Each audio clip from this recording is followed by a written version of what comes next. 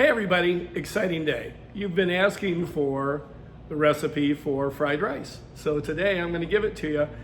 And I'm sorry, I can't give you the restaurant version because it's got tasso and homemade bacon, all these things that we make from scratch in-house here that are part of our New Orleans style. But before that, I always made a Southeast Asian or Thai-inspired fried rice. And I'm going to give you that recipe. It's the predecessor and the inspiration for the fried rice you're used to in the restaurant. Let's start in the kitchen.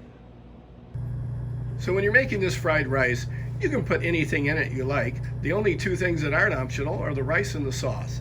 So today I have 3 cups of cold leftover rice, 1 small onion diced, 2 cloves of garlic minced, 3 green onions cut into a 1/4-inch dice, 1 beaten egg, 1 cup each of cilantro and basil. Today I added a little bit of mint that I had from the garden, 2 Chinese sausages sliced, that's optional, half a pound of shrimp. You could use diced chicken or pork, all optional, 1 cup of bean sprouts, 1/2 cup of frozen peas, 1 tablespoon of Thai red curry paste, and 2 tablespoons each of fish sauce or soy sauce, sugar and lime juice, and that's about it. Let's start cooking.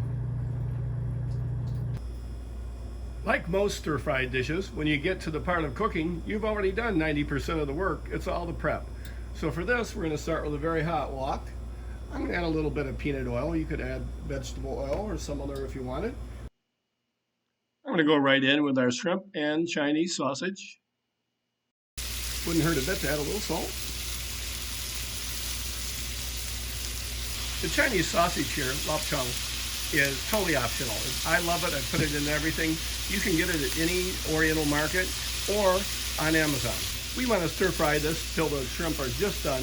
Should be about 3 minutes. Those are looking nicely cooked through now. I'm going to remove them and go to our next step. I've added just a little bit more peanut oil because it looked a little dry. I'm going to go in with our onions, our garlic, our green onions, and our peas. We're going to stir fry this for about 2 minutes.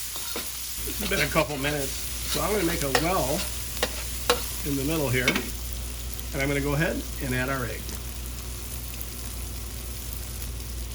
I'm going to let that sit for just a minute to let it start to cook, and then we're going to go ahead and scramble it right into everything else.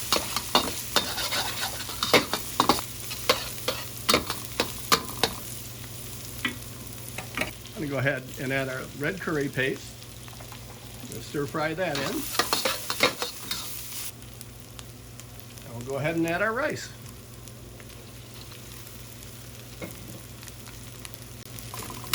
Stir this around real good and make sure everything is equally mixed. And the rice gets seeded through.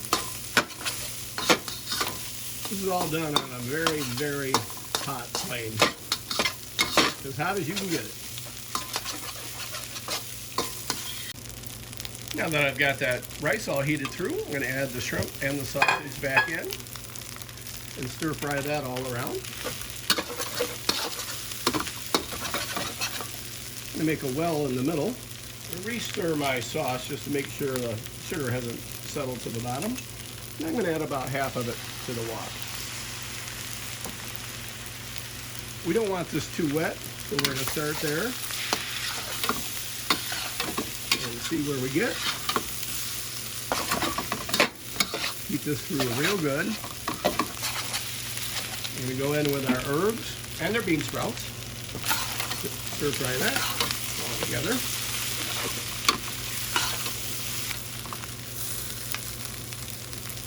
And give that a taste.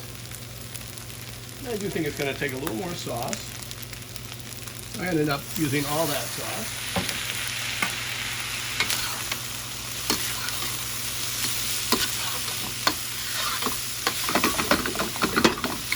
Toss that around just a little bit more. And we're going to go ahead and plate it. And there's a beautiful platter of Thai-inspired fried rice. Enjoy! Well, thanks again for watching an exciting episode of Scratch Cook with John. Please subscribe to my channel on YouTube, Scratch Cook with John. Thanks so much for watching, and we'll see you again soon.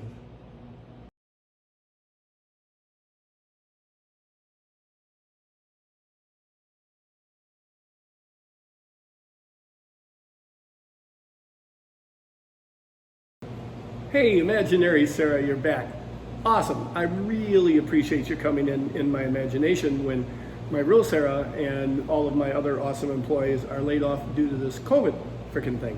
So, but anyways, I'm kind of like freaked out because, you know, I told you the other day, I'm a reverend now, which is really exciting. And, you know, I just never thought it would be possible. And, but it comes with a lot of responsibility and a lot of questions, you know, that I've got to answer. And, whoa, I never thought it'd be, so what do you wear? You know, I could put on a white t-shirt and, you know, the chef coat could pretty much take care, but I don't like, you know, the black, you know, thing with the white collar. I'm thinking more of like a, you know, maybe a violet or fuchsia, lilac maybe, robes that just say Rev on it.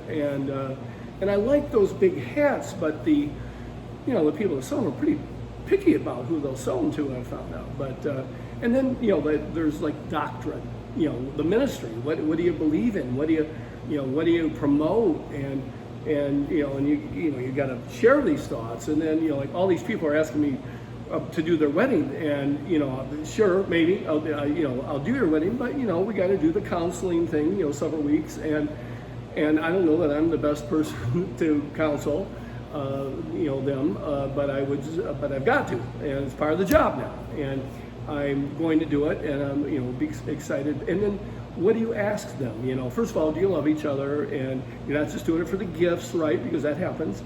And once you get past that, then do you talk politics? You know, and then, you know, there are people of certain, you know, political affiliation or persuasion that you don't want to encourage to breed.